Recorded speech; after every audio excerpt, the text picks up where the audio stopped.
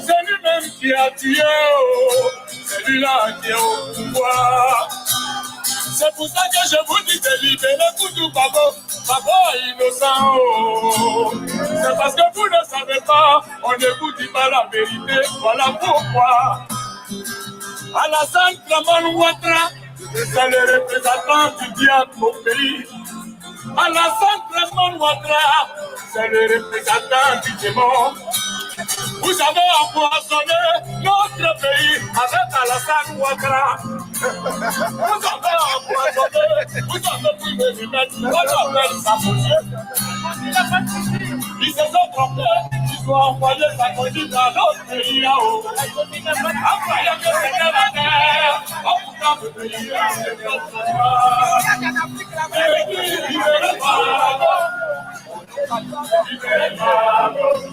Peut-être, la famille, peut-être. Merci d'être là. Je vous demanderai de partager. On a une très bonne nouvelle aujourd'hui. On a une excellente nouvelle aujourd'hui. Laurent Gbagbo a été acquitté. Je dis bien acquitté. Il n'a pas été seulement relaxé. Il a été acquitté. Les amis. Aujourd'hui, quand tu es assis, tu ne peux même pas manger au pays, c'est difficile. Quand tu es guéri, tu ne peux pas manger, il n'y a plus les eaux de cacao, est parfumé. Je vous dis, libérez Babo, libérez Babo, libérez Babo,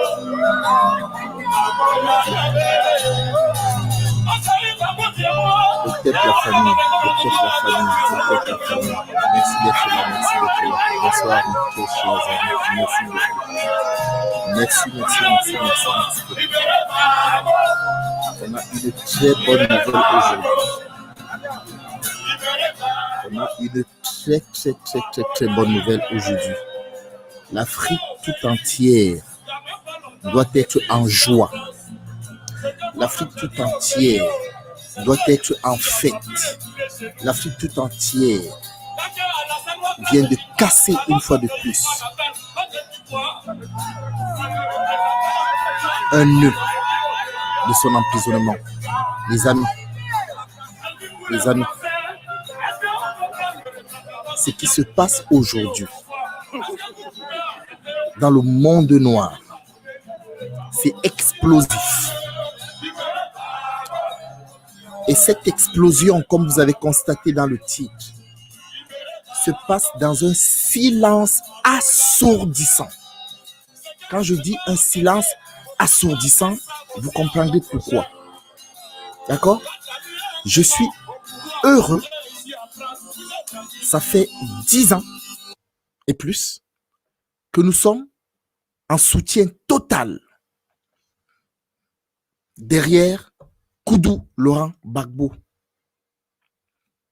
Et quand je dis 10 ans, en fait, depuis sa prise de pouvoir, Laurent Koudou Gbagbo est victime d'un coup d'État permanent. Il n'avait même pas encore pris le pouvoir qu'il était déjà victime. Vous savez, Laurent Gbagbo, c'est un professeur, un historien. Il connaît l'histoire. En fait, on parle de Houphouët-Boigny comme celui par qui la démocratie a été instaurée en Côte d'Ivoire. Encore que vous comprenez et vous avez déjà compris ce que je qualifie comme démocratie. C'est un leurre. Vous comprenez? Tout ce qui vient de l'Occident, on doit se torcher, excusez-moi, se torcher le cul avec et foutre ça à la poubelle. Et puisque c'est eux qui sont à l'origine de cette pseudo-démocratie dont je vous dis toujours que c'est l'excellence, c'est la dictature par excellence, ben, il faut se torcher avec. Toujours est-il que c'est Laurent Gbagbo après plusieurs années de prison, comme prisonnier politique, qui a réussi à imposer à Houphouët-Boigny le valet servile de la France-Afrique, le pion, l'espion, l'œil de la France en Afrique. On ne le dit pas souvent assez. J'ai une déclaration de Houphouët-Boigny qui disait mot pour mot, je le cite, si ça ne dépendait que de moi, j'aurais préféré que la France soit notre parrain, que les pays africains restent sous tutelle française. Il ne voulait pas et il n'a jamais voulu que les pays africains puissent avoir leur autonomie, qui n'ont même pas d'ailleurs. Il faut savoir que Houphouët-Boigny a été ministre ici en France. Il a été formé dans les loges occultes maçonniques. Même s'il élaborait plusieurs tours dans sa poche, entre autres, il était un franc-maçon. Alors, voilà que Charles Blé Goudé et Laurent Gbagbo ont été acquittés. Une honte pour la Cour pénale internationale. J'appelle ça la Cour des criminels internationaux. Et c'est eux les criminels à la CPI. Vous comprenez? 10 ans, si on ne fait que parler à partir des attaques que la France avait organisées, je dis bien la France avait organisées pour justifier de l'attaque et du bombardement du palais présidentiel ivoirien. Je vous en ai fait des milliers et des milliers de documentaires dessus. Donc aujourd'hui, on va juste jubiler. On fera un live dessus dès que le sèche sera disponible et prêt. Je viens partager ma joie avec vous, puisque j'ai regardé aucun président, je dis bien aucun, zéro président. Il n'y a pas un seul président africain qui s'est levé et qui a dit félicitations mon frère, bienvenue, bon retour à la maison, et qui a dit à Laurent Gbagbo, viens je t'accueille. Aucun, pas un seul. Vous avez compris? Je dis bien, il n'y a pas un seul, pas un président africain qui a dit à Laurent Gbagbo, félicitations, bienvenue, je suis content, je suis fier, je suis heureux pour toi que tu sois enfin acquitté. Zéro. Zéro. L'Afrique m'étonnera toujours. Et l'Afrique n'a pas cessé de m'étonner.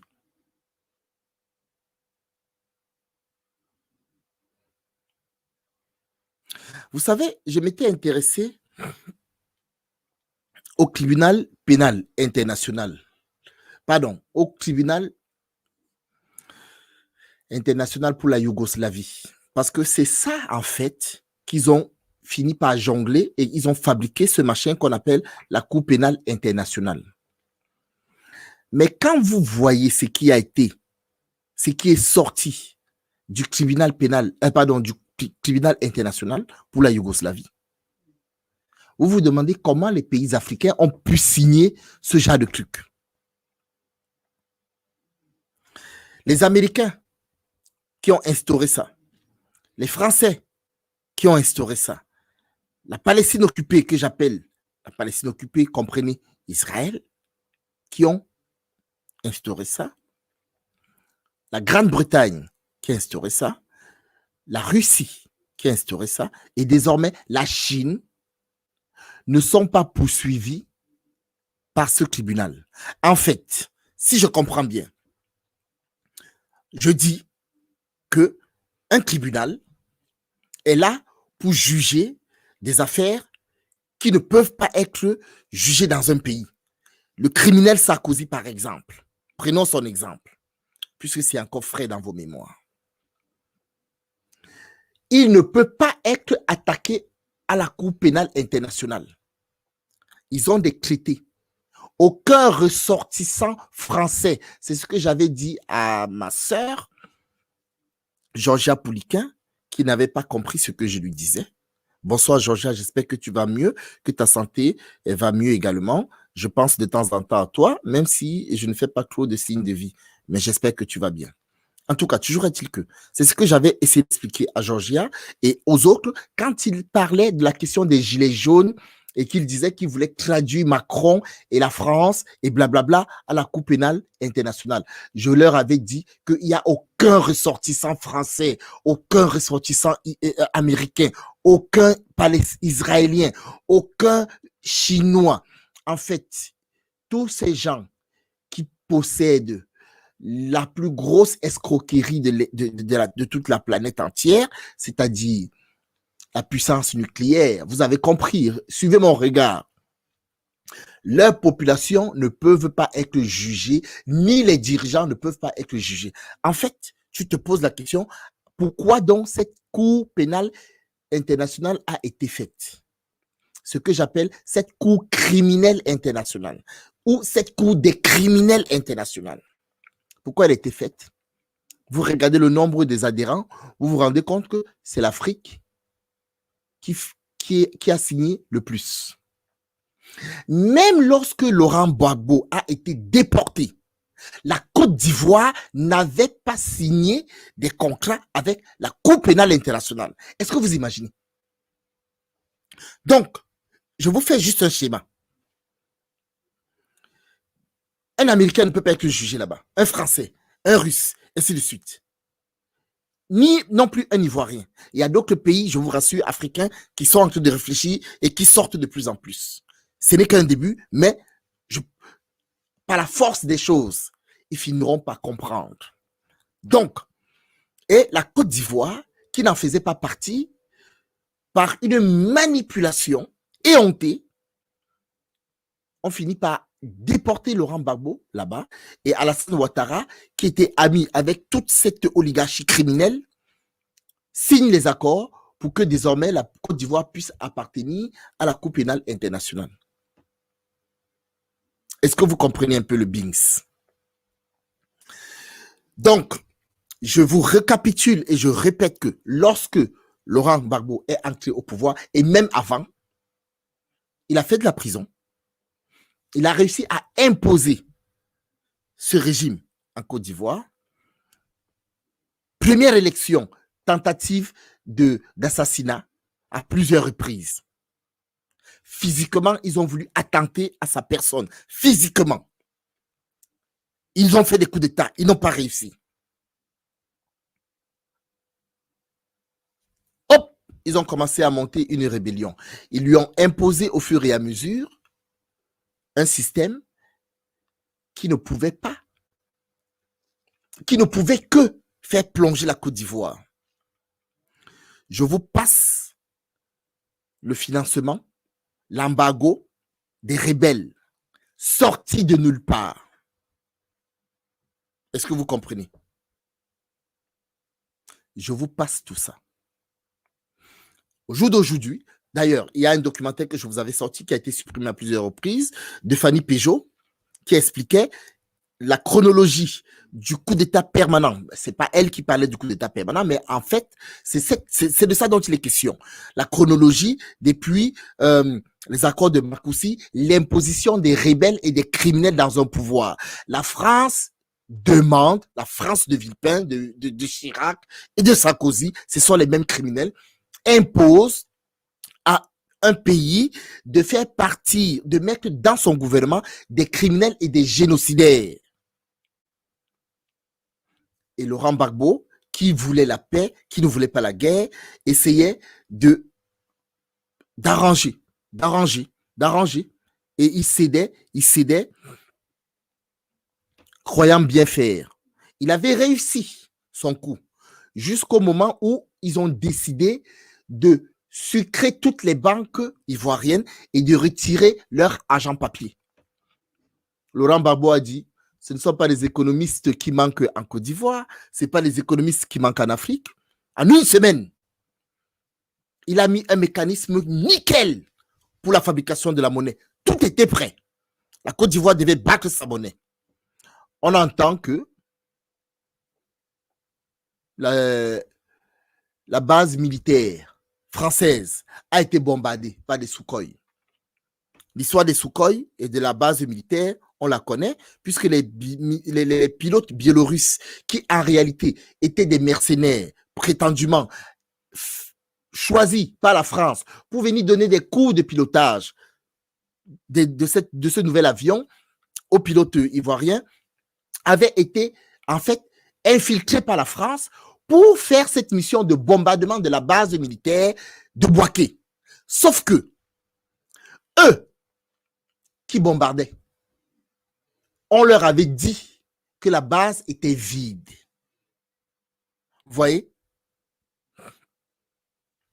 Mais les gens y habitaient encore.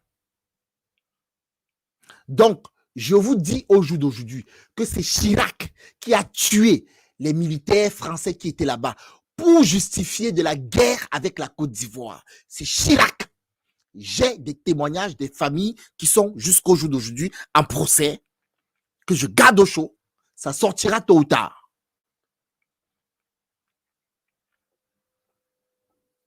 Et donc, on les a retrouvés, leurs mercenaires biélorusses. Ils ont été arrêtés. On les a donnés à disposition. On les a mis à disposition pour la France. La France n'en voulait pas.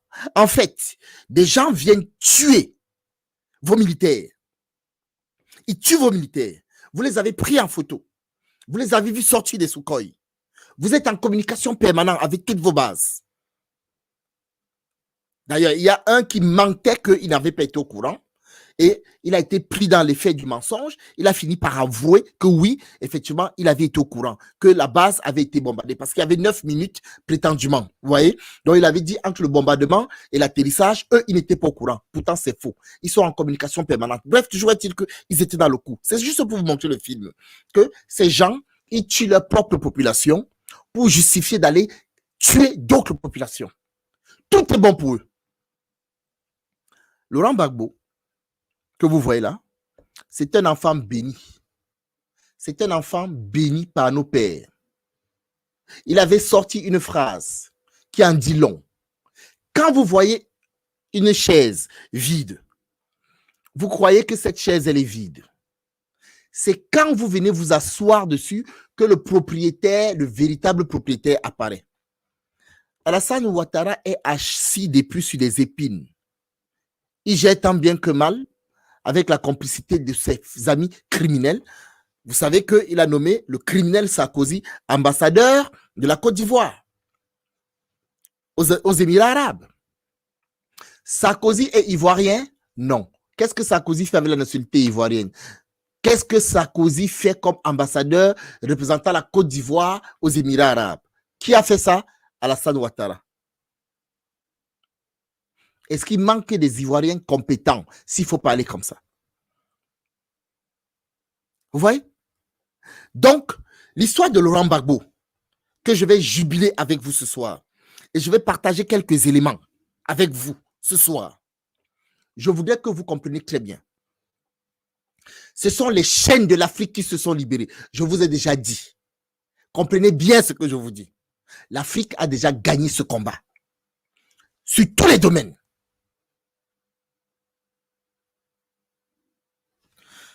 Voilà la nouvelle qui vient de nous arriver. Pour ceux qui ne l'ont pas eu, c'était une très, très, très bonne nouvelle. Pour nous, c'était une très bonne nouvelle. Mais pour les criminels, bien sûr que c'est une catastrophe. Donc, pour jubiler, puisque c'est une très bonne chose, je vais la partager avec vous et je reviens vers vous. C'est parti. Les deux pouces en l'air en signe de joie et de victoire, c'est la réaction de Laurent Gbagbo à l'énoncé du jugement de la Chambre d'appel de la Cour pénale internationale. Le président de la Chambre d'appel qui a rendu son arrêt après plus d'1h30 pendant laquelle il a démonté un à un les arguments du procureur et finalement vers 16h30, ici à La Haye, il conclut, je cite, que la Chambre rejette l'appel du procureur et confirme la décision prise en première instance. Laurent Gbagbo et Charles Blé Goudet sont acquittés. La Chambre révoque également évidemment toutes les conditions à leur mise en liberté et demande aux greffiers d'organiser leur transfèrement vers un ou des États de leur choix. En clair, Laurent Gbagbo et Charles Blé Goudé sont innocentés, ils sont libres et ils peuvent, s'ils le décident, rentrer en Côte d'Ivoire. Sur le parvis de la CPI où je me trouve, ça a été l'explosion de joie pour les quelques dizaines de partisans qui sont venus les soutenir. Cette décision, par contre, est un revers pour Fatou Bensouda, la procureure de la CPI, qui échoue dans ce cas emblématique à 2 mois et demi de la fin de son mandat. Voilà les amis. Donc, vous avez bien compris, hein? Les expressions qui ont été utilisées, c'est l'expression acquitter. Je le disais tantôt, il y a une différence entre acquitter et relaxer.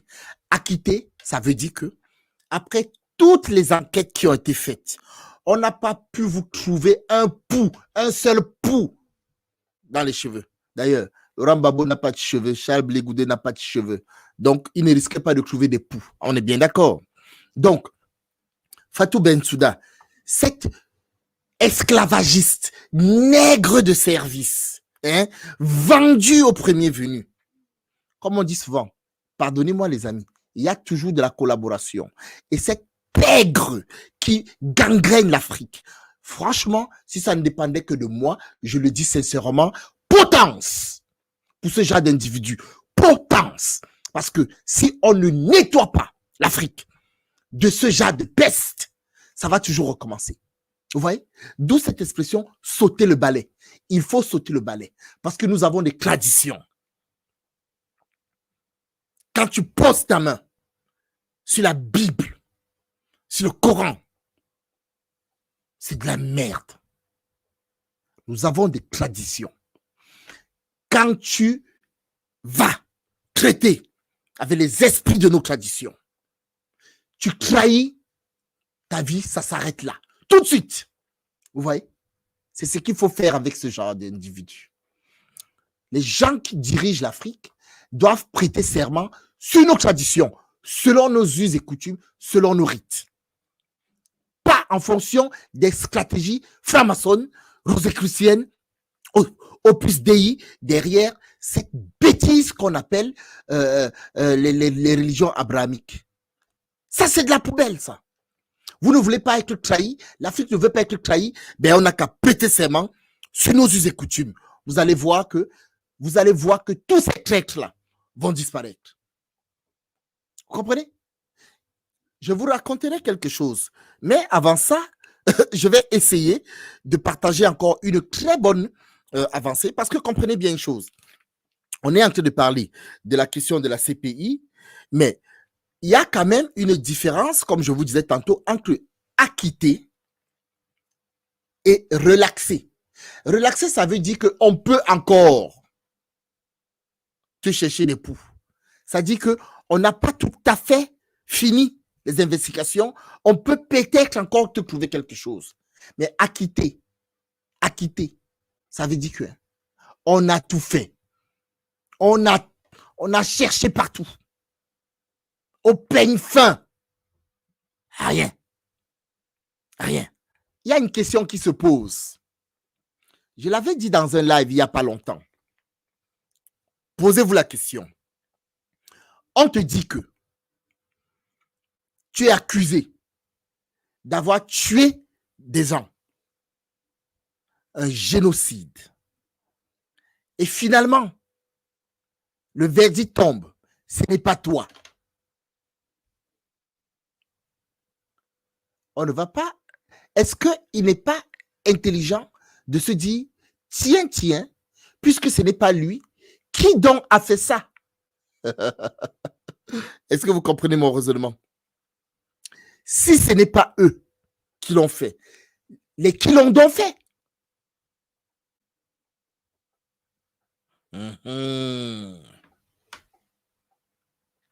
C'est là que l'enquête commence à être intéressante. En fait, les amis, c'est maintenant que les choses sérieuses vont commencer. Sur la question de Laurent Gbagbo, c'est maintenant que les choses sérieuses vont commencer. Je vais partager quelque chose avec vous. Ensuite, je reviens rapidement vers vous. Vous sortir les petits détails qui me sont venus à l'esprit, les amis. Je suis très, très, très content et je vous assure que C'est une très bonne chose pour l'Afrique. Ils vont digérer leur honte un jour pour 99 jours pour le criminel, un jour pour le propriétaire, pour l'innocent. Voilà où est-ce qu'on en est. Voilà comment est-ce que... Et écoutez bien les éléments de langage qui sont en train de sortir. Hein. Écoutez très bien les éléments de langage qui sont en train de sortir. Vous allez comprendre pourquoi je vous dis ça. Ils sont désormais totalement libres de leur mouvement. Laurent Gbagbo, l'ex-président ivoirien, et son ancien homme de confiance, Charles Blé Goudet, tous deux reconnus non coupables de crimes contre l'humanité. La Cour pénale internationale confirme l'acquittement prononcé. Voilà 2 ans contre eux. Stéphanie Maupas, vous êtes à La Haye pour France 24. Cela signifie pour Laurent Gbagbo qu'il peut quitter la Belgique et envisager donc un éventuel retour en Côte d'Ivoire. Oui, effectivement, il y a rien maintenant ne s'y oppose. Alors, il y avait une requête, une ordonnance de coopération entre la Cour et la Belgique, mais tout ça, eh bien, c'est terminé. Hein. C'est-à-dire que les conditions qui étaient imposées à sa libération ont été levées. Elles ont été levées lors de l'audience. Hein. Le président de la Chambre d'appel l'a annoncé ce soir. Donc oui, il est parfaitement libre de retourner en Côte d'Ivoire. Maintenant, il reste les modalités de départ. Hein. Il faut préparer tout ça. Et puis, il reste aussi quel sera l'accueil qu'il va recevoir en Côte d'Ivoire. Et donc, il y a eu des discussions à un moment donné, notamment avec le Premier ministre qui est décédé, mais il y avait des discussions en cours pour savoir dans quelles conditions il allait retourner en Côte d'Ivoire. Je pense que ces négociations, ces discussions sont encore en cours. Mais légalement, du point de vue de la Cour pénale internationale, il est libre et il peut donc retourner dans le pays où il souhaite retourner.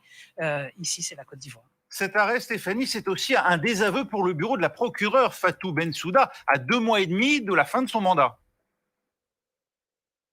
Oui, effectivement, et ça vient s'ajouter, cet acquittement vient s'ajouter à d'autres échecs du bureau du procureur au cours de ces 9 années de mandat, et des échecs qui concernent les plus hauts responsables qui ont pu être poursuivis par cette cour. Il y a eu l'acquittement en appel de Jean-Pierre Bemba, il y a eu donc ancien vice-président de la République démocratique du Congo, il y a eu le non-lieu prononcé en faveur d'Ouro Kenyatta, le président du Kenya. Omar al-Bashir est évidemment incarcéré en ce moment, mais enfin il n'est jamais arrivé à la prison de la Cour pénale internationale, même si la Cour pénale étant complémentaire, eh bien, elle peut se satisfaire éventuellement d'un procès sur les mêmes charges que ceux pour lesquels il est accusé par la CPI.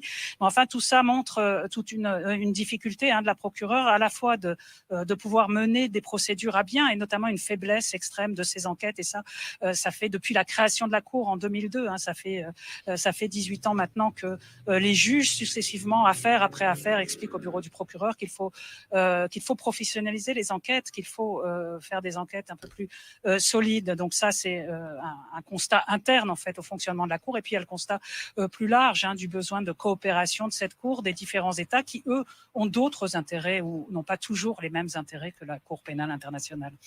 Donc oui, c'est un nouvel échec de Fatou Bensouda à 2 mois et demi de la fin de ce mandat. Merci Stéphanie Maupas avec nous en direct de La Haye. Oui, Bruno Darouin. Un arrêt qui souligne l'extrême difficulté à mettre en œuvre cette fameuse justice internationale. Oui, et comme le disait à l'instant Stéphanie, eh bien c'est comme ça depuis le début. C'est-à-dire que cette Cour pénale internationale qui a été créée par un traité de 1998, qui avait été signé quand même par 123 pays et qui a commencé à fonctionner en 2002, depuis l'origine, en fait, c'est sur les modalités d'élaboration, de constitution des dossiers d'accusation que régulièrement reviennent des reproches. Il y a d'autres types de reproches, alors notamment en Afrique, où on estime que très souvent ce sont uniquement les dirigeants africains qui sont poursuivis, mais c'est surtout sur... C'est souvent les ex-dirigeants africains, c'est-à-dire qu'il y a la présomption d'une justice des vainqueurs. Oui, voilà, en plus. Donc, effectivement, c'est les ex-chefs d'État africains qui, Stéphanie a cité M. Bemba, Uhuru Kenyatta, qui, au bout du compte, soit sont acquittés, soit bénéficient d'un non-lieu. Donc, il y a cette vision, en plus d'une justice qui n'arrive pas à clairement établir, en fait, le curseur de ce que c'est que des crimes de guerre ou des crimes contre l'humanité, d'une part, d'où la difficulté de constituer des dossiers d'accusation qui vont jusqu'au bout, et d'autre part, d'une justice un peu, dans certaines régions du monde, c'est considéré comme une justice un peu à la solde de l'Occident, qui sert les intérêts des Occidentaux pour nuire aux intérêts des pays en voie de développement, pour schématiser. Donc, depuis le départ, il y a ces soupçons sur le fonctionnement de la Cour, et de fait, malheureusement, au bout de 18 ans, le bilan est un peu maigre, c'est-à-dire qu'effectivement, il y a eu quelques seconds couteaux, si vous me passez l'expression, qui ont été condamnés, mais tous les chefs d'État qu'il était, ont toujours été relaxés d'une manière ou d'une autre. Et donc, évidemment, ça fait peser un questionnement réel sur la raison d'être de la CPI, sur les modalités de son fonctionnement. Alors, effectivement, comme le disait Stéphanie, il faudrait une plus grande coopération entre États. Mais là, on rentre un peu dans le chacun pour soi, c'est-à-dire que parfois, les États qui saisissent la Cour de la CPI poursuivent certains objectifs qui n'ont pas grand-chose à voir avec la justice. Du point de vue à présent de la Côte d'Ivoire, cette décision, elle rebat les cartes du jeu politique ivoirien? Alors, elle rebat les cartes du jeu, ça, il faudra voir dans les jours et les semaines qui viennent. Ce qui est sûr, c'est que Laurent Gbagbo, à la différence d'ailleurs de Charles Blé Goudé, possède, lui, désormais, il a mis un peu de temps à l'avoir, il l'a fait savoir d'ailleurs, Laurent Gbagbo, mais enfin, il possède son passeport diplomatique et un passeport ivoirien, alors que M. Blé Goudé, pour le moment, n'a pas de passeport. Donc, Laurent Gbagbo, maintenant que toute accusation contre lui a été écartée, il est totalement libre. En principe, il peut retourner quand il veut en citoyen libre dans son pays, la Côte d'Ivoire. Mais évidemment, où il est poursuivi. Alors, il est poursuivi, voilà. Il a été condamné. Oui, alors, c'est ça aussi la difficulté. Puisque là, la confirmation de l'acquittement de M. Gbagbo fait que, normalement, il ne peut plus être jugé par aucun tribunal dans le monde. Mais, effectivement, avant cet acquittement, il a été condamné par un tribunal ivoirien pour faire simple, un braquage de la BCAO. Ok, vous entendez les éléments de langage? Voilà ces fils de... Excusez-moi, hein, ce fils de chien. Écoutez bien ce qu'il dit. Voilà les éléments de langage. Jusqu'au bout. Voilà, écoutez. Par un tribunal ivoirien pour faire simple, un braquage de la BCAO. Alors évidemment, les partisans de M. Gbagbo disent que c'était pas du tout un braquage, c'était pour, dans la période extrêmement troublée qu'a connue la Côte d'Ivoire entre fin 2010 et avril 2011, assurer le paiement des salaires des fonctionnaires. Mais Donc, le mec, il sort que Laurent Gbagbo était condamné pour braquage. Vous comprenez, c'est les éléments de langage de ces pourritures. Vous comprenez pourquoi on a besoin d'une télévision?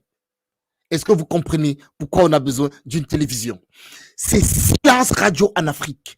Un silence assourdissant. Je dis, il n'y a pas un seul chef d'État. Je n'ai même pas entendu les médias et les chaînes de télévision officielles en parler. Là, ils en parlent parce qu'ils n'ont pas le choix. Ils n'ont pas le choix. Parce que s'ils n'en parlent pas, on va dire ils n'ont même pas parlé de ça. Mais il faut, comment dirais-je,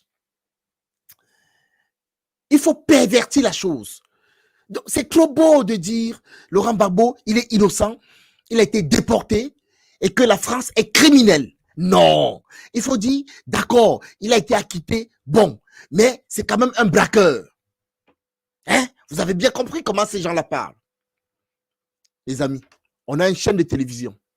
On prend ce langage-ci, on le met, on le décrypte, ce que je vous ai dit, qu'on fasse des analyses des éléments de langage, un décryptage pointu des analyses des éléments de langage. On les met à poil chaque fois. On les récupère, on les détricote. À la fin, c'est un fil. Il n'y a plus de vêtements. Terminé. Le mec, il est à poil. On ne peut pas laisser dire ce genre de choses. On ne peut pas laisser dire ce genre de choses pour quelqu'un qu'ils ont accusé à tort, qu'ils ont incriminé, qu'ils ont condamné sans les enquêtes. Et donc, je suis au courant, ils ont fait disparaître volontairement les preuves concernant même les victimes des pauvres enfants de 22, 23 ans, 20 ans, des Français qui étaient là-bas en Côte d'Ivoire. Je n'ai pas de pitié pour eux, comprenez bien. Parce que quand tu t'engages dans une armée criminelle pour aller tuer d'autres populations, je n'ai pas de pitié pour eux. C'est clair et net. Mais prenons l'exemple que ces pauvres petits Français admettons, soit des gens qui ont des parents. J'ai de la peine pour leurs parents. C'est logique. Vous comprenez? Donc, ils partent tuer leur propre famille. Est-ce que vous me comprenez? Ils prennent les corps. Au village, qu'est-ce qu'on fait? Quand tu perds quelqu'un pour faire le deuil, mais tu prends le corps, tu regardes le corps, tu pleures ton corps, ton frère. Et après, tu fais l'enterrement. Eh bien, figurez-vous que ils n'ont même pas donné le corps, les bons corps aux bonnes personnes, les bons corps aux gens. Ils ont échangé les corps. On a demandé l'autopsie. Les familles ont demandé l'autopsie. L'avocat des familles a demandé l'autopsie. Refusé. Refusé.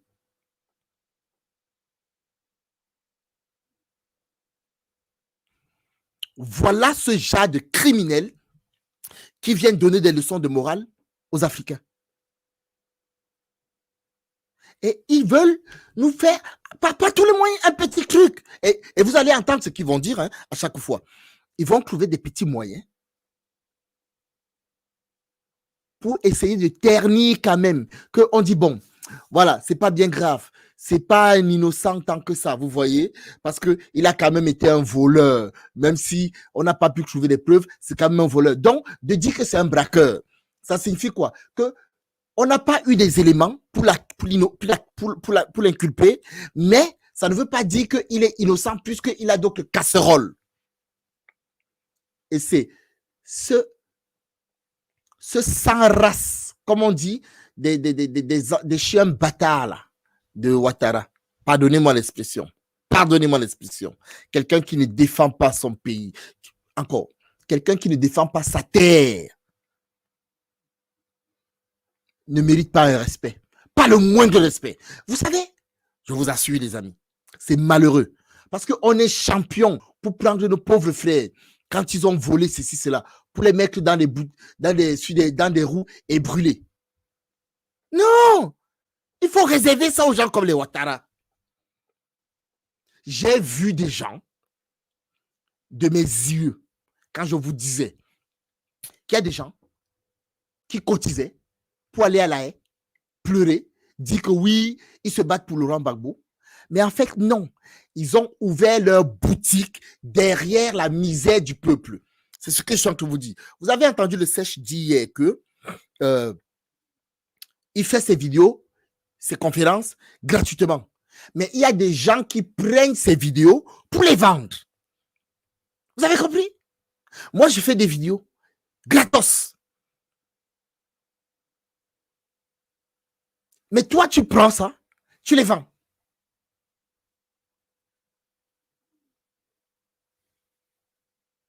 C'est exactement le même mécanisme qui a été mis en place par 99% des gens qui prétendaient défendre Laurent Gbagbo et Charles Blé Goudé. Et c'est de ça qu'il est question dans ce qu'on appelle la diaspora et les panafricains.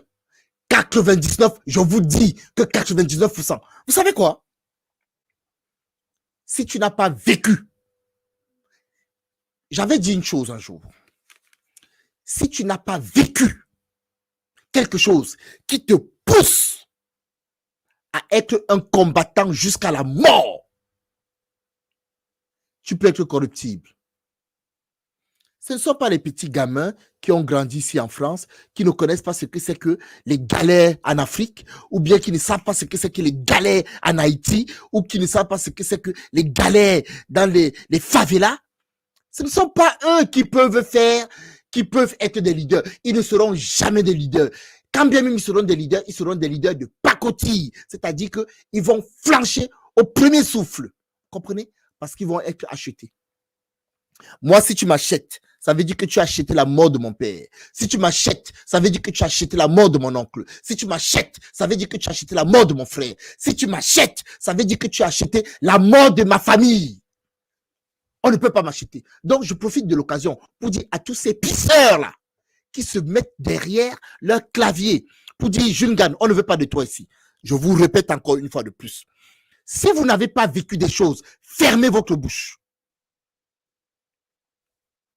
Comprenez bien une chose. Il y a beaucoup qui parlent. Mais au moment de sauter le balai, quand on va leur dire, sautez, vous défendez l'Afrique, sautez. Faites un pacte avec l'Afrique. Faites un pacte avec vos ancêtres. Ils ne le feront pas. Parce qu'ils n'ont pas de parole. Ils n'ont pas de valeur. Ils ne savent pas ce qu'ils veulent. Ils sont en train de surfer sur votre misère. Pendant que nous, on cherche l'argent pour faire des télévisions où on va pouvoir se battre, eux, ils ont tout l'argent que les gens leur donnent. C'est la faute à qui? Est-ce que vous comprenez un peu le raisonnement que je vous donne? Je vous assure que 90% des Ivoiriens que j'ai connus ici en Occident, qui avaient été en Côte d'Ivoire, ils défendaient Alassane Ouattara et ils disaient que Laurent Gbagbo, c'était un criminel. Je me suis séparé avec les 3/4. Ils me disent, ferme ta gueule, t'es Camerounais, tu ne connais rien dans la Côte d'Ivoire. Ferme ta bouche. Ah bon? Je ne connais rien à la Côte d'Ivoire. T'es sûr? Oh non, non, non, non, non, arrête de me parler de Laurent Gbagbo. Ces mêmes gens-là, ils sont allés embrasser Alassane Ouattara, ils sont allés embrasser Guillaume Soro, et au moment où je vous parle, il y en a qui sont déjà en train de retourner en même temps leur veste. C'est-à-dire que les mêmes gens qui étaient en train de récupérer l'argent pour prétendument aller défendre Laurent Gbagbo, c'est les mêmes gens qui sont allés embrasser Guillaume Soro et Alassane Ouattara et tous ces groupes de Conan Bédié et tout ça. Pour moi, c'est les mêmes gens. Vous comprenez? Eh bien, ces gens-là, ils sont déjà en train de retourner leur veste au moment où je vous parle. Il y a un qui m'appelle, qui me dit, ah ouais, la situation là est compliquée. Alors, vous savez, les ancêtres ne mentent pas. Les ancêtres ne mentent pas. Ce qui se passe là, j'ai vu. On m'a dit, on va l'assassiner. J'ai dit, ils ne peuvent pas l'assassiner.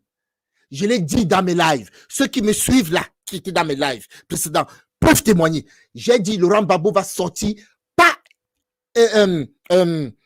relaxé, acquitté.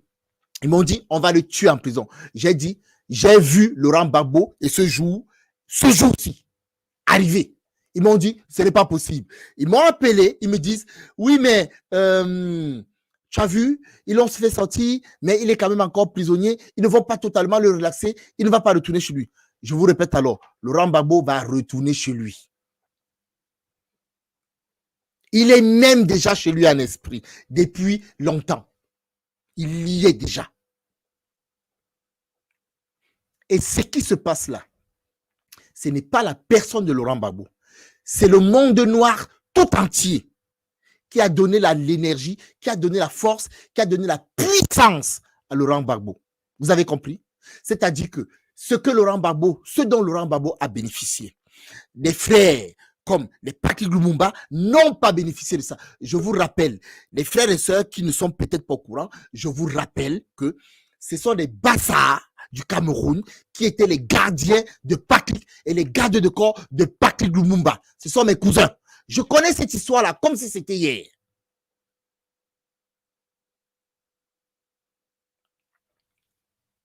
Donc, nos frères comme les Thomas Sankara, ils n'ont pas pu bénéficier de cette force, de cette puissance que les Afros ont donnée à Laurent Gbagbo.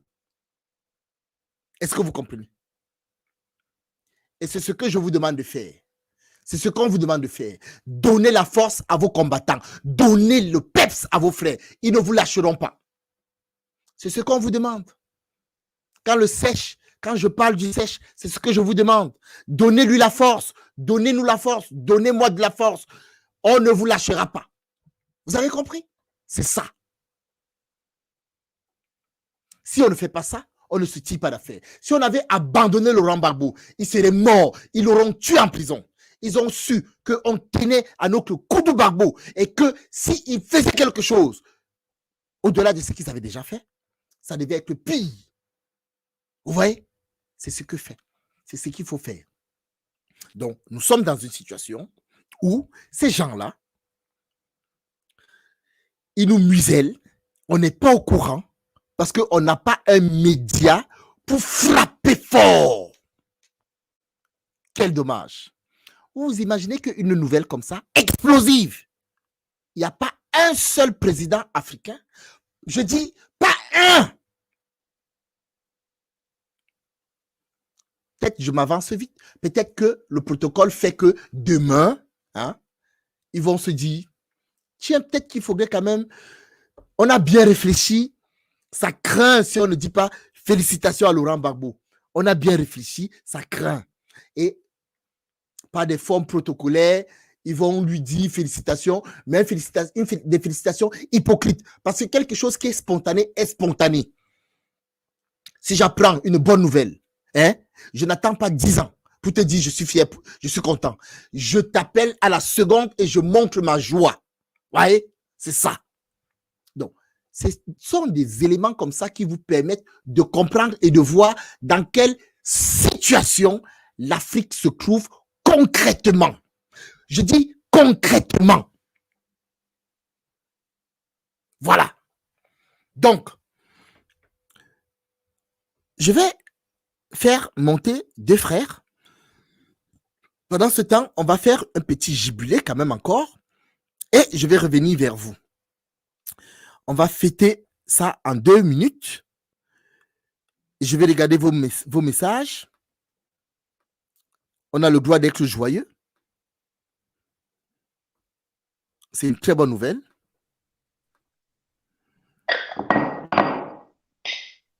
Bonjour les frères. Comment ça va? Bonjour El Gafa. Bonjour Patego Djosso. Comment tu vas? Je vais bien. Et toi? Tu m'écoutes? Merci. Hein? Tu m'écoutes? Ça va très bien. Oui, je t'entends très bien. Ok. Je t'entends très bien. Ça va très bien, grand frère. D'accord. Je reviens vers vous. Likez les amis, likez, pensez à liker, pensez à partager, pensez à liker. Bonsoir Orphée, je suis très content. Sabès, comment tu vas? Bonsoir, merci. Je suis très content. Mahata, Touré, bonsoir. Otep, Dagbo, Otep, Hubert, Otep, la famille. Kwame, comment tu vas? Cyber Prolétaire, Otep, bonsoir. Comment tu vas? Axel, mamie, bonsoir. Merci d'être là. Lia, Otep, bonsoir, comment ça va? Merci. La Combinayo, bonsoir, comment ça va? Merci d'être là. Vraiment, c'est un plaisir. Willy, bonsoir. Djeneba, bonsoir. Ah, Salim, comment ça va? Sissi, bonsoir. Qu'est-ce ça? Allez, on va se mettre une petite musique et je reviens vers vous. Coupez vos micros, s'il vous plaît, les amis. Libérez Gbagbo,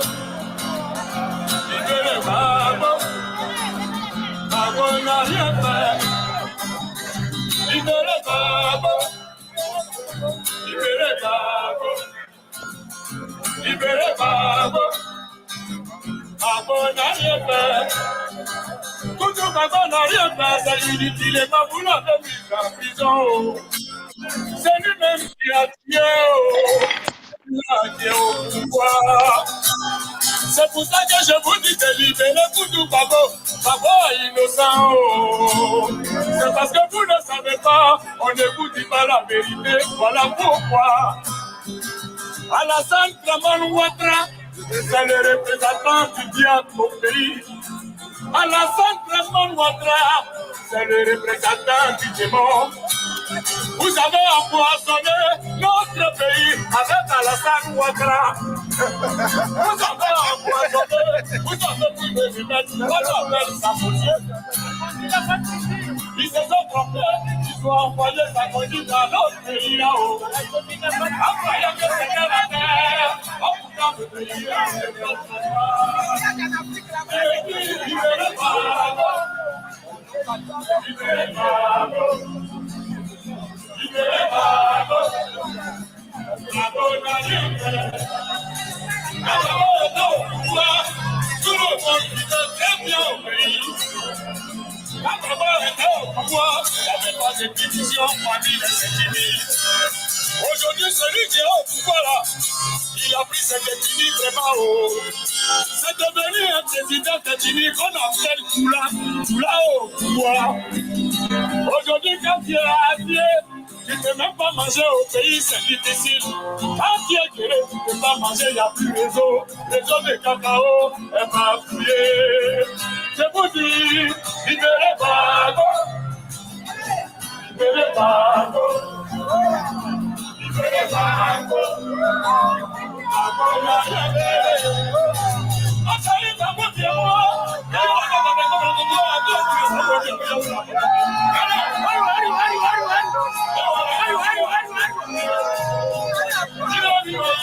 Libérez Bago. Libérez Bago. Libérez Bago. Bago l'a libéré.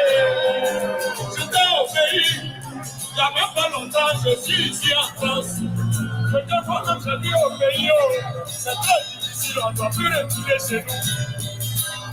Quand à la seule place de Tima, à notre pays, on appelle pas de Tima.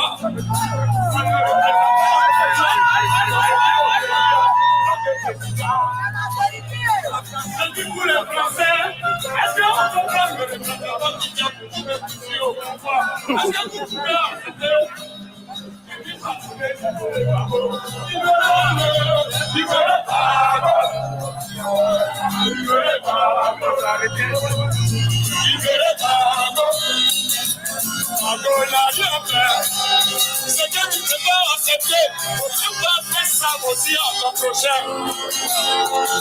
Voilà, nous voilà de retour.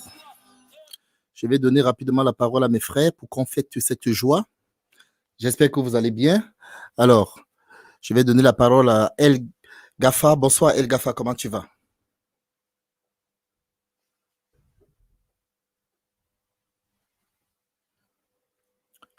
El Gafa, est-ce que tu m'entends?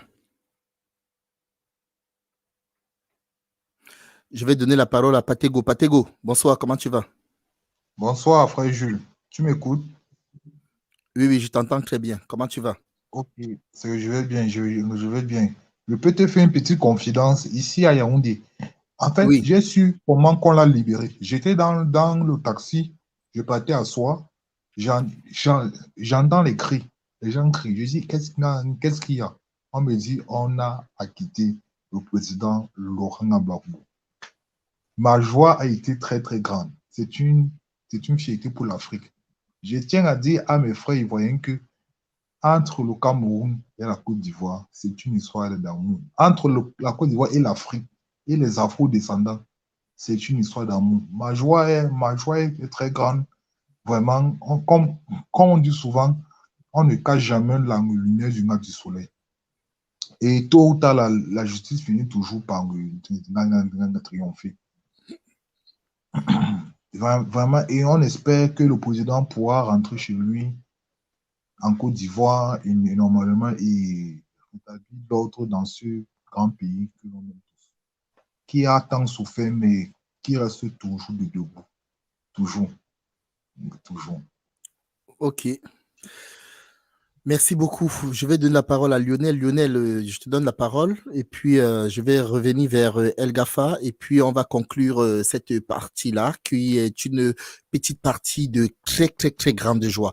En tout cas, ce que tu exprimes montre bien que la population a compris. Ce ne sont pas nos chefs, ces valets serviles qui vont défendre nos intérêts, les intérêts du peuple. C'est le peuple qui doit se prendre en charge. Comprenez bien ce que je vous dis. C'est le peuple et seul le peuple pourra se prendre en charge et personne d'autre. Merci beaucoup pour ce témoignage. Lionel, bonsoir, tu as la parole. Oui, bonsoir, Gilles. Je veux dire, franchement, c'est comme si toi et moi on était connectés, hein. Parce que tantôt là, j'ai parlé comme toi, en fait. Et on dirait que tes vécu, ton passé rejoint ma modernité d'aujourd'hui. Je vais dire, je vais faire un big up à toute l'Afrique parce que grâce à toute l'Afrique a porté Gbagbo à travers les énergies positives, la pensée est puissante, quoi. Tu vois? Et ce que tu parlais des frères ivoiriens, on s'est pris la tête ici pendant au moins 6 ans. Je parlais, la majorité supportait, c'est contre Gbagbo, hein. Il y avait une minorité. Il ne faut pas qu'on se cache, on se ferme les yeux. Il y avait une minorité. On a dû même se séparer. Moi, j'étais secrétaire du NASBL, je me suis séparé d'eux à cause de ça. Et maintenant, sur le reportage de la CPI, c'est ce que la dame a dit. Ce qu'elle a dit, c'est très grave. Elle a dit, les mots ont un sens. Elle a dit, il faut s'entourer de personnels compétents. Mais attends. Vous êtes sérieux là? Elle vient de dire que la Cour pénale internationale est incompétente. Vous ne pouvez pas justifier votre défaite avec ces propos-là. C'est comme si moi, je vais travailler chez quelqu'un, je dis que non, oui, oh, j'envoie un TNC, mais c'est pas bon. Attends, j'ai un procès verbal, j'ai un procès verbal, parce que pour mis en danger de la vie d'autrui. Tu t'imagines déjà, elle a dit ouvertement, elle ne se cache même pas, parce que les mots ont un sens. Aujourd'hui, c'est une guerre, l'Afrique a déjà gagné, tantôt je disais ça, l'Afrique a déjà gagné. Tu comprends un peu, on a déjà gagné, on a déjà fait le pas. C'est tout. Parce que notre combat, c'est pour que l'humanité retrouve sa dignité. Et ceux qui ne vont pas nous suivre, hein, ils passeront, c'est tout. On va pas. Voilà pourquoi moi j'ai un grand respect pour le chef gouverneur, le Reine Miré. Franchement, il faut que je fasse un peu. On l'encourage pas assez. C'est un frère, il veut dire, je peux imaginer les couleuvres qu'il a envie. Même moi, si j'ai envie de les couleuvres avec certains confrères à travers ton live, il me dit, mais écoute, tu vas pas parler comme ça. Il dit, écoute, moi j'assume. Moi, je n'ai pas de personne de toute façon. J'assume, moi, je suis un guerrier. On ne me fait pas chanter de toute façon. Mon but, c'est pour la libération. Il ne faut pas que nos enfants viennent vivre ce que nous, on vit aujourd'hui. Il faut libérer ce monde-ci. Tu comprends un peu, Jules? Et franchement, merci pour le travail que tu fais. Et je vais rejeter par là, je vais dire, il faut être un être Ubuntu pour être un être Ubuntu. Je suis parce que nous sommes. En libérant Gbagbo, on a libéré toute l'Afrique. Voilà ce que ma chute, Jules. Merci beaucoup pour ce témoignage qui en dit long. Ouais, tout à fait. El Gafa, est-ce que tu es là? Comment tu vas? Bonsoir. Oui, je suis là, le grand frère. Bonsoir. Merci beaucoup de la prise de parole, le fait que je vous me donner la parole. Grand frère, j'aimerais vous dire, c'est bien vrai que ce combat de Gbagbo, c'était très mystique parce que quand j'avais autour de 15 ans, il y a un de mes amis qui m'a dit qu'il connaissait chez le président. Je lui ai dit, alors allons-y. Donc, nous sommes arrivés là-bas avec tous nos sales coups en prenant des taxis sans payer des enfants, quoi. Et nous sommes arrivés jusqu'à dans la cuisine du président Laurent Gbagbo. Et il y a un militaire qui a reconnu mon ami. Il a dit, mais toi, je t'ai dit de ne jamais retourner ici. Donc, on est parti s'asseoir dans le garage. C'était quelque chose comme une attraction. Et en même temps, quand il y a eu le problème avec la France, je ne sais pas qui a filmé parce que le président, il était un peu organisé. Hein. Il était très bien organisé comme un président africain, en tout cas. Ça a été filmé entièrement. Donc, nous, il n'y avait pas YouTube. On envoyait ça à nos amis par correspondance parce que Internet venait de sortir et on était les jeunes amoureux. Donc, suite à ça, quelques années après, en 2008, je suis venu ici avant lui parce que j'ai vu dans le ciel quelque chose qui m'a fait peur. Les accidents commençaient à se passer dans ma vie. Il y a un vieux prêtre qui m'a approché, ceux qui ne portent pas les chaussures, la Christianiste Céleste. Il m'a dit non, il voit un grand problème dans mon avenir. Donc, j'ai regardé le ciel qui s'est obscuré devant moi et j'ai pris la route. Donc, en fait, même mon voyage, c'était un car, c'était un truc bidon comme ça. Je suis allé au café, j'ai acheté 2 téléphones et il y a quelqu'un à côté de moi me dit, mais tu veux pas partir en Europe? Un jeune petit Jou là. Tu veux partir en Europe? Bien sûr que je veux partir en Europe. Tu me payes 3 millions. Je lui ai donné 1 million sur le champ. Et il n'a pas fui avec mon argent. Les Africains qui sont en tout cas, beaucoup sont devenus des malhonnêtes. Il n'a pas fui avec mon argent. Il m'a appelé après 3 mois, je suis venu en Europe avant le président. Sachez que je me suis retrouvé au dernier procès où il était acquitté, mais récemment, je me suis retrouvé à La Haye. Et bon, je vous ai dit, quand je fais des trucs pour mon ancêtre, les Arabes, ils viennent taper à ma porte, non? Est-ce que vous entendez? Oui, j'entends. Hier, ça s'est passé, non?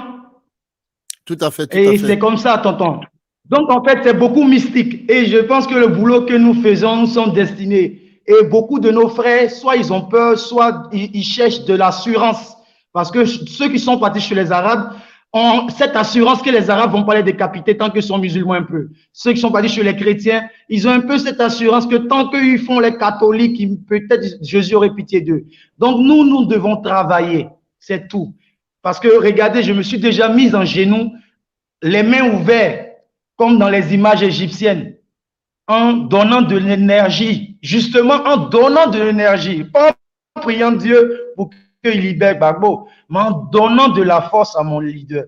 Comme vous disiez au départ, il faut qu'on donne la force à nos leaders, mais seulement ceux qui croient vraiment Donc, nous allons travailler, nous travaillons.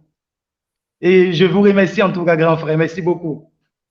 Merci. Je voulais juste vous confirmer que ce combat-là, ça a été déjà gagné selon vous. Mais moi, à mon niveau, nous avons commencé à gagner, mais nous devons prospérer.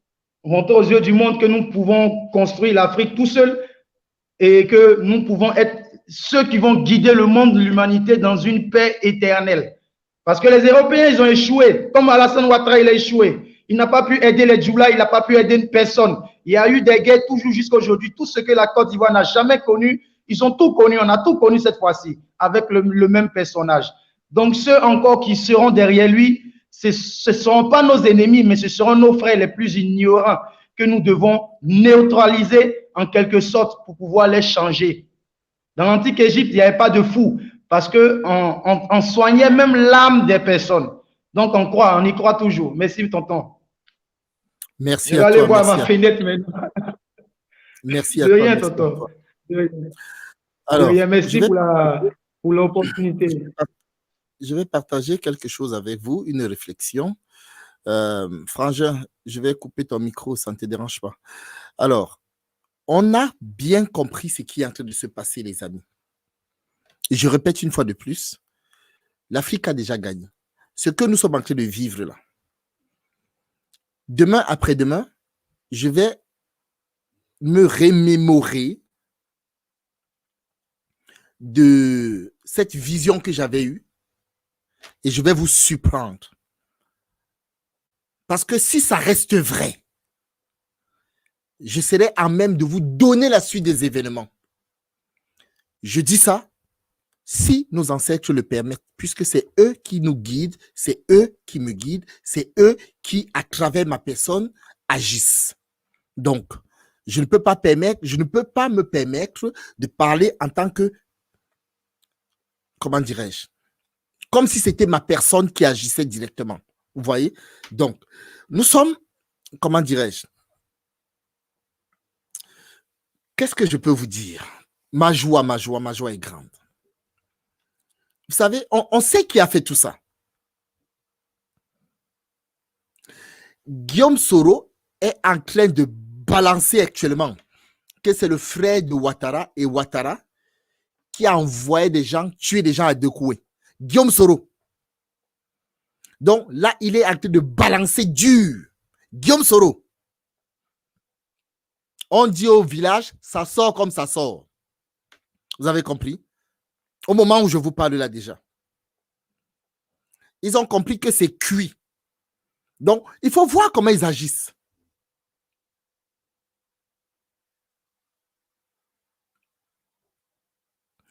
Vous voyez tous ceux qui avaient supporté Ouattara là. On les entend parler. Ils disent que si Laurent Gbagbo sort, ça change la donne. En fait, Laurent Gbagbo n'est même pas encore retourné en Côte d'Ivoire. Il est déjà au centre du jeu politique.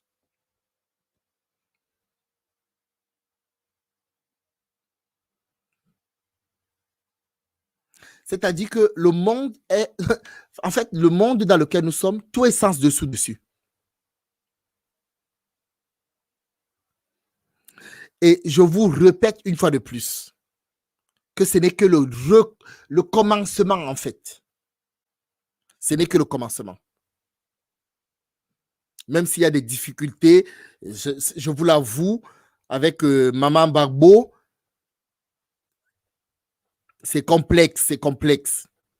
Mais vous savez, dans la vie, quand il y a des séparations de 10 ans, c'est pas évident. Je ne suis pas en train de trouver des excuses à Laurent Gbagbo, vous voyez. Mais bon, la vie, elle est ainsi faite. C'est grâce à vous tous qu'il est dehors.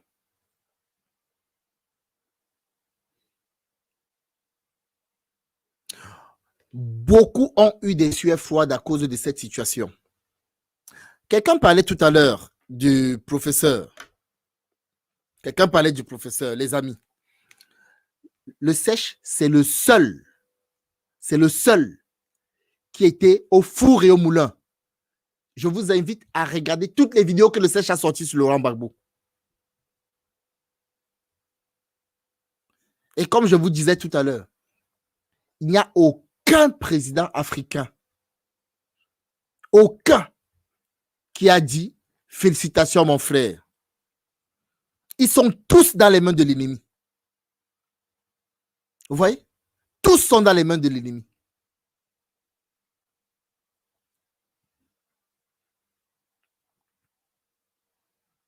C'était quand même un président. Normalement, il devrait lui dire félicitations. Ça montre la corruption généralisée dans laquelle l'Afrique se trouve.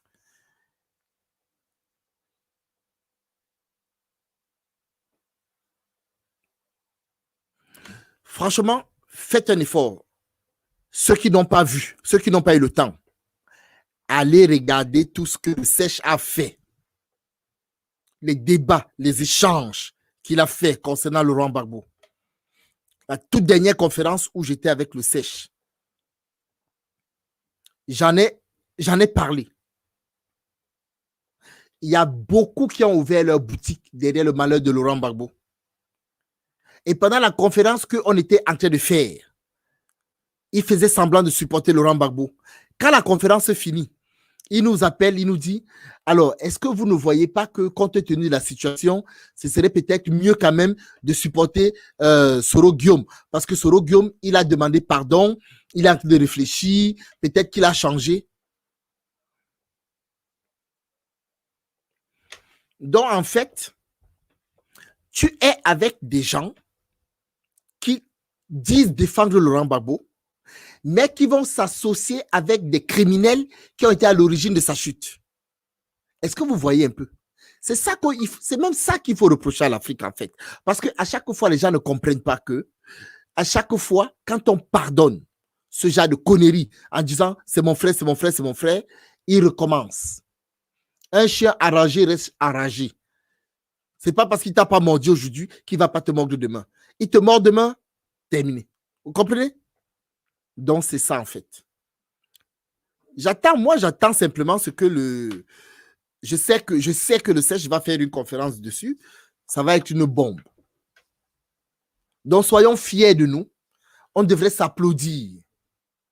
Et l'exemple qu'on a donné concernant Laurent Gbagbo, il faudrait que nous fassions ça pour tous nos leaders.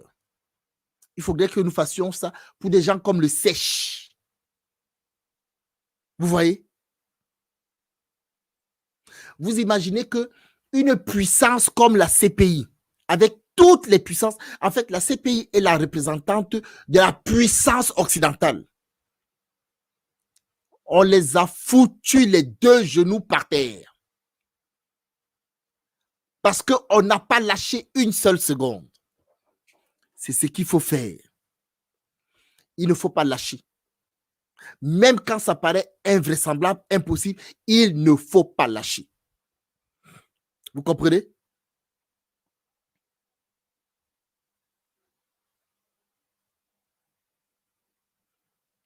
Au moment où je vous parle, les gens qui attendaient ou qui espéraient que Laurent Gbagbo ne sorte pas ou qu'il ne soit pas acquitté ou qu'il ne, comment dirais-je, ou qu'il finisse ses jours là-bas, ils sont dans une dissonance cognitive. Ceux-là qui disaient, tiens, on va aller chez Laurent Gbagbo, non, on va aller chez Alassane Ouattara, non, on va aller chez Guillaume Soro, non, on va aller chez... Aujourd'hui, ils sont dans un tremblement cognitif. Madame Bensouda, ancienne ministre de la Justice de Yaya Jammeh, hein?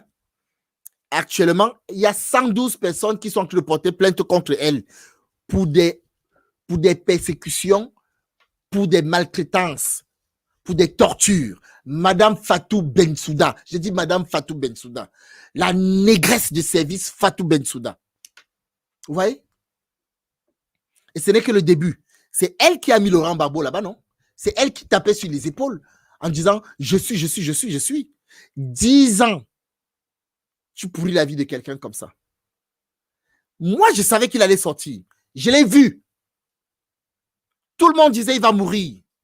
On va le tuer, on va le tuer ». J'ai vu. Vous savez ce que Laurent Gbagbo disait? Lui-même, il savait qu'il allait sortir. Lui-même, il savait. Il savait qu'il allait sortir. parce qu'il est en contact avec nos ancêtres. Et il a dit, hein, laissez-les muscler le torse, bomber les épaules. Laissez-les gérer leur honte. Vous connaissez comment il parle dans Laurent Gbagbo? Laissez-les gérer leur honte. Quand ils auront fini de gérer leur honte, je vais sortir. Ils ont fait le même coup à Jean-Pierre Bemba, non? Jean-Pierre Bemba. Vous connaissez? Remarquez, Laurent Gbagbo qui n'avait pas de compte en banque à l'étranger, aucun compte en banque. Fanny Pinjot a fait des documentaires sur lui. Hein. Ils ont fouillé la petite bête, ils n'ont rien trouvé. Mais quand on accuse des gens comme ça là, et que on ne peut démontrer qu'ils ont été coupables et qu'on ne les relaxe pas, mais on les acquitte, on les dédommage. Donc, nous, on va aller voir Laurent Gbagbo, on va d'abord aller boire un coup avec l'argent là. 2 millions au moins de dollars. Ça, c'est le strict minimum. Vous voyez? Ça, on va faire la fête avec. Vous voyez Jean-Pierre Bemba, le sénateur de la République du Congo. Quand il y avait la transition là, ils ont arrêté Jean-Pierre Bemba. Leur idée, c'était de laisser Kabila gérer le pouvoir tranquillement pendant 8 ans. C'est toujours les mêmes crimes. C'est exactement le mécanisme qu'ils ont fait avec Alassane Ouattara. Le maintenir. Et on a accusé Jean-Paul Bemba d'être le responsable des troubles qui se passent en Centrafrique. Vous voyez? Jean-Paul Bemba disait que vraiment ces blancs-là, ils sont maladroits. Hein, que normalement, quand tu veux faire du mal à quelqu'un et que tu veux te débarrasser de cette personne, il faut le tuer. Mais on ne peut pas tuer quelqu'un qui a une âme puissante. On ne peut pas. Si on te tue, c'est que tu as des casseroles, c'est que tu as des pactes avec eux, c'est que tu as signé avec eux. Vous comprenez? C'est pour ça qu'on dit qu'il faut être clean. Clean. Quand je dis que ces gens-là ne pourront pas m'atteindre, ils vont nous atteindre au niveau financier, des trucs comme ça, ils vont essayer de nous faire des Trafalgar, mais ils ne pourront pas nous atteindre physiquement. Ils ne pourront pas décider de notre vie ou de notre mort, parce qu'on est clean. Et les gens clean, c'est comme ça là. Ils se tirent d'affaire. Est-ce que vous comprenez, les amis? La seule chose qu'ils peuvent faire, c'est nous museler comme ils font là. Ils bloquent nos chaînes et ainsi de suite. C'est tout ce qu'ils peuvent faire.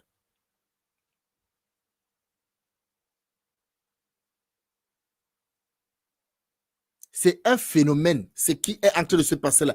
C'est une explosion. C'est pour ça que j'ai pris le titre. Une explosion assourdissante est en train de se passer en ce moment.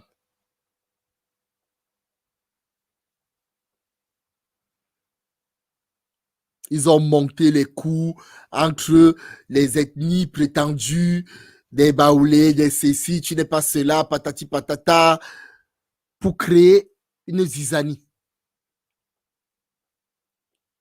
La conférence que le Sèche a fait hier là, sur les Hutus et les Tutsis, c'est exactement ce qui s'est passé en Côte d'Ivoire. On monte ce qu'ils appellent les ethnies, alors que ce sont les mêmes frères. C'est eux qui sont venus, comme ils ont divisé l'Afrique là, Cameroun, Tchad, Guinée, blablabla. C'est comme ça qu'ils ont aussi divisé les peuples en ethnies. C'est eux qui ont divisé ça. Vous comprenez? Et nous, on marche en fonction de leur code. Normalement, un truc comme Côte d'Ivoire, on ne devrait même pas utiliser ça. Le mot Côte d'Ivoire, on ne devrait même pas utiliser ça. Vous voyez?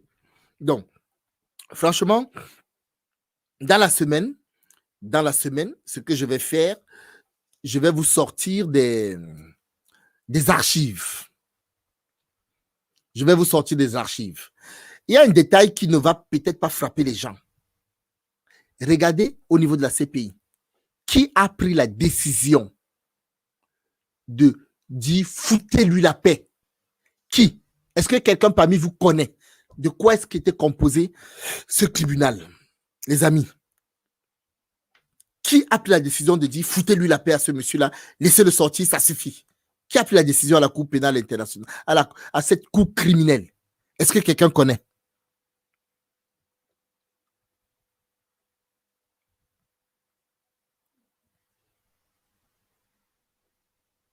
Est-ce que vous comprenez ma question? Qui a pris la décision? C'est le procureur, non? C'est le nouveau procureur, je pense. Il a quelle couleur? C'est un Locodem. C'est un juge noir qui a pris la décision de dire que foutez la paix à Laurent Gbagbo. Ah oui, c'est le... Il est nigérien, je pense. Le juge Gagné, je pense. Gagné, Voilà. oui. Oui. Voilà. Il a dit foutez la paix à Laurent Gbagbo, ça suffit. Ça aurait été, excusez-moi, pour le coup, qu'ils me prennent pour un raciste. Ça aurait été un Locodem, il n'aurait pas fait ça. Il aurait défendu les intérêts de la France.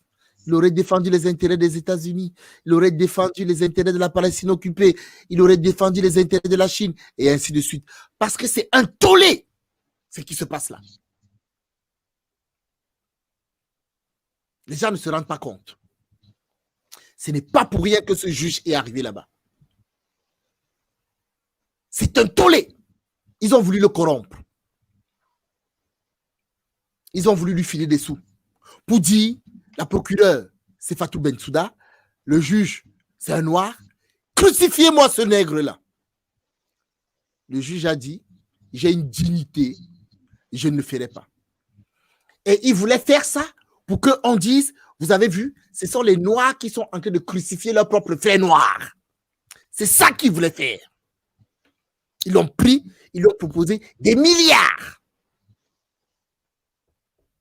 Et ça, c'est un dossier que je vais vous sortir dans pas longtemps. Des milliards, on lui a proposé.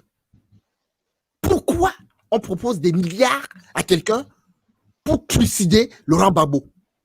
Donc, ça veut dire que Laurent Gbagbo vaut des milliards et des milliards. Pourquoi Laurent Gbagbo vaut des milliards? C'est ça la question qu'il faut se poser. Je crois que vous avez déjà une petite idée. Voilà. Voilà où est-ce qu'on en est. Or, ça aurait été un valet servile, affamé d'argent. Il aurait pris. Il est à l'abri toute une vie. Sa famille, ses petits-enfants, ses arrière-petits-enfants, il aurait pris. Ce juge-là, ce n'est pas n'importe qui. Vous allez entendre que dans quelques semaines, il n'est plus là. Or, l'ancien procureur qui avait remplacé, cette négresse de service, Fatou Bensouda, celle qui l'avait remplacée au Campo, il trempe dans des affaires de blanchissement d'argent, de trafic, de business et de tout un tas de trucs. Mais comment peut-on... pardon? Il s'appelle Luis Moreno Ocampo, très corrompu. Oui, c'est ça. Comment peut-on demander à des criminels d'aller juger des innocents, des gens clean? Mais comment même on peut penser ça une seule seconde? Et les gens pensent qu'il y a une justice. Cette histoire-là ne s'est pas passée uniquement au niveau de la Cour pénale. Cette histoire-là, ce sont nos ancêtres qui sont derrière. Je vous ai déjà dit, l'Afrique a gagné. Je l'ai dit l'année passée, même avant, pendant le début du corona. Je vous avais dit le déroulement. J'espère que je vais retrouver mes vidéos, les anciennes vidéos, que je mettrai à votre disposition, où je vous mettrai mot pour mot ce que je vous disais et le déroulement exactement comment ça devait se passer. Ça n'a pas loupé. Tous ceux qui me sont en train de me suivre, je les appelle à témoins. Tous ceux qui me suivent, mot pour mot, ils vont vous dire, oui, ce qui se passe, je l'ai dit. Mais ça prend de l'ampleur quand ça passe dans les BFM VC, dans les CNews à la con, et ainsi de suite. Là, ça parle. Tout ce que ces médecins disent, là, sur l'ADN, je vous l'avais dit. Tout, du début à la fin. J'avais pris le cas du sida, le fake sida, avec les tests qui étaient passés. Exactement tout ce qui s'est passé. En fait, c'est une réplique identique de mes propos. Et ce que je vous dis, si les ancêtres me permettent, moi, je vais vous donner la suite des événements. Parce que cette vision-là, je l'ai eue. Du moins, ils m'ont permis de la voir. Je dirais ça comme ça. Voilà, les amis. Donc, soyons heureux. Comprenons que ce qui vient de se passer, c'est une démonstration que seul, je dis bien seul, notre union, On n'est pas ivoirien. On n'est pas sénégalais. On n'est pas tchadien. On n'est pas camerounais. On n'est pas vietnamien. Parce que même là-bas, il y a des noirs. Un peu partout. On n'est pas de la Nouvelle-Calédonie. On est le peuple qui a et qui porte la vie en elle. Nous devons nous donner la main. C'est pour ça que ces gens veulent nous éradiquer. Vous avez compris? Ces entités-là qui dirigent la planète, c'est vous qui les considérez comme des humains. Ils élèvent des gens comme du cheptel, comme des bétails. C'est des vampires. C'est des cannibales. C'est des carnassiers même. C'est des charognards.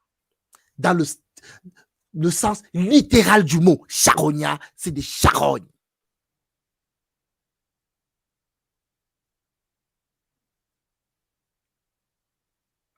Ce qui se passe actuellement, c'est que la pauvre Afrique n'a toujours pas compris que le combat que nous menons par rapport à ces non-humains,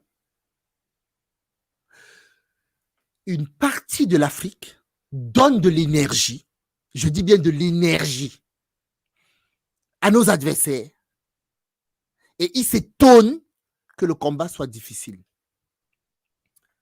Si je suis une pile LSNS et toi tu es une pile LSNS et que toi tu vas t'allier avec mon adversaire, l'énergie que j'ai en moi est égale à l'énergie que tu as en toi. Donc si toi tu donnes ton énergie à l'adversaire, quand il y aura un combat, mais on va se neutraliser. C'est ce qui se passe en fait.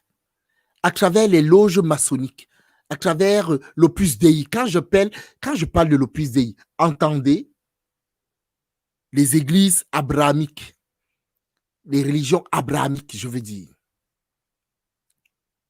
Toutes ces ramifications, chrétiens, témoins de Jéhovah, et ceci et cela, ils donnent leur énergie à l'adversaire. Et ils s'étonnent qu'on n'arrive pas à enlever le pied de l'Occident sur le cou des Africains.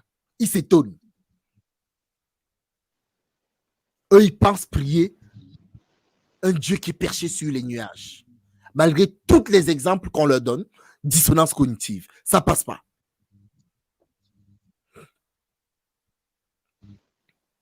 Donc voilà. Je voulais absolument partager ça avec vous. Je suis très heureux. Je vais remettre la chanson de Laurent Gbagbo et on va s'arrêter dessus parce que demain, je me lève tôt. Il est 2h chez moi aussi. Il est 2h12. Donc, les frères et sœurs, je vous remercie beaucoup pour votre assistance. Je vous remercie d'avoir partagé votre joie avec nous. Sachez une chose, j'ai eu le sèche tout à l'heure. C'est le seul qui était heureux. Pourtant, j'en connais des gens. J'en connais. J'ai appelé quelques-uns. Ah, il est sorti, Laurent Gbagbo. Ah, c'est bien. Ah, c'est bien. Mais tu t'es pas content. Il dit, mais si, c'est une bonne chose. Hein, c'est quand même une bonne chose. Des Noirs hein, qui parlent comme ça. Ah, c'est une bonne chose. J'appelle tel autre. Ah, il est sorti, Laurent. Même certains journalistes dont je préfère taire le nom, qui m'ont débecté.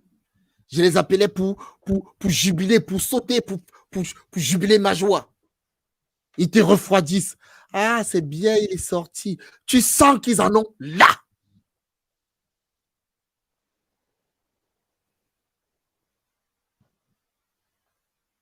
Les amis, je répète, l'histoire de Laurent Gbagbo montre que si l'Afrique se donne les moyens, se tient la main dans la main, comme ça, excusez-moi l'expression,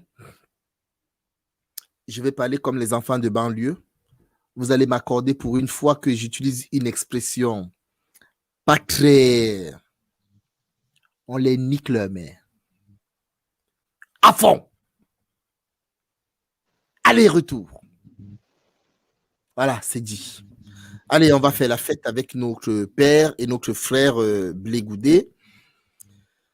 Et je vous dis à demain, les amis. Merci beaucoup. Libérez Babo. Libérez Babo. Babo n'a rien fait. Libérez Babo. Libérez Babo. Libérez Babo.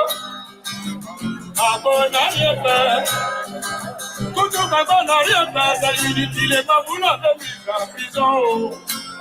C'est lui-même qui a tué. C'est lui-là qui est au pouvoir. C'est pour ça que je vous dis de libérer Koudou Babo. Babo est innocent.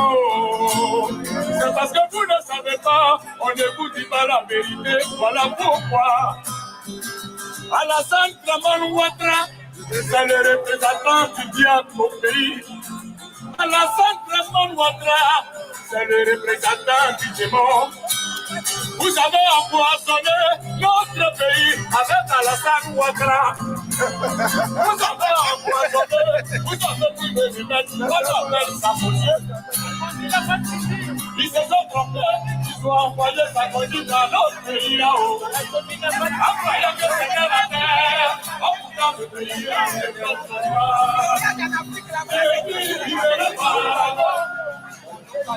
Libérez Babo. Libérez Babo. Babo n'a rien fait. Babo est au pouvoir. Tout le monde vivait très bien au pays.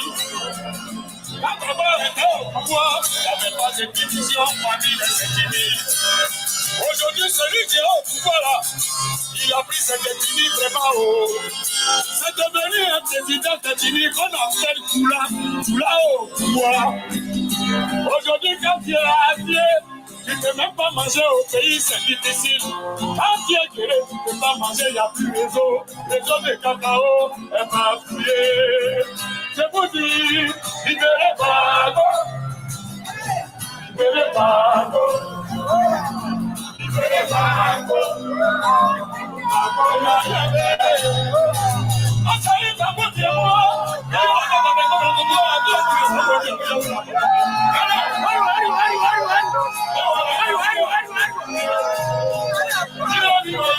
Libérez Babo. Libérez Babo. Libérez Babo. Babo n'a rien fait. J'étais au pays.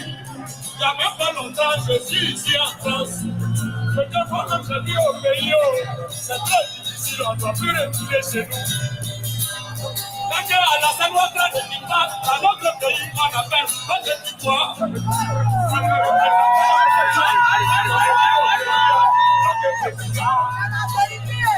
Je dis pour les Français, est-ce qu'on peut prendre le représentant qui vient pour nous mettre ici au pouvoir? Est-ce que vous pouvez arrêter? Libérez Babo. Libérez Babo. Libérez Babo. Libérez Babo. Babo n'a rien fait. Ce que tu ne peux pas accepter, faut que tu fasses ça aussi à ton prochain. Là, tu as mis un démon au pouvoir. Et ici en France, vous êtes tranquille. Vous mettez le poison dans notre pays, on vous a vous libérer vos pays. Oh, Français, l'armée française, de nos pays, libérez Babo. Libérez Babo. Libérez Babo. Babo n'a rien fait. Libérez Babo. Libérez Babo. Libérez Babo. Babo n'a rien fait. Les autres sont en train de passer sans ça. Vous voyez ça dans tout avec Babo. Il n'a plus de merci, Babo. Babo n'est pas mon camarade. C'est Dieu qui l'a envoyé. De toute façon, Dieu a envoyé Jésus. Ah ouais, Babo. Pour nous sauver, libérez Babo. Ramenez-nous notre libérez Babo. Libérez Babo. Libérez Babo. Gbagbo n'a rien fait. Libérez Gbagbo. Il n'y a plus de gens de sécurité dans notre pays à cause d'Alassane. Il n'y a plus de gens de la peur à cause d'Alassane. Il n'y a plus de gens de l'autre café à cause d'Alassane. Ce qui se passe aujourd'hui dans notre pays, quand ils donnent raison à un étranger, est-ce que même l'étranger va se comporter? Et aujourd'hui, il y a tous les problèmes. Libérez-le, libérez Gbagbo. Libérez Gbagbo, libérez-le, libérez Gbagbo. Gbagbo n'a rien fait. Libérez Gbagbo. Libérez Gbagbo. Libérez Gbagbo. Gbagbo n'a rien fait. Ayez la voix dans la vie de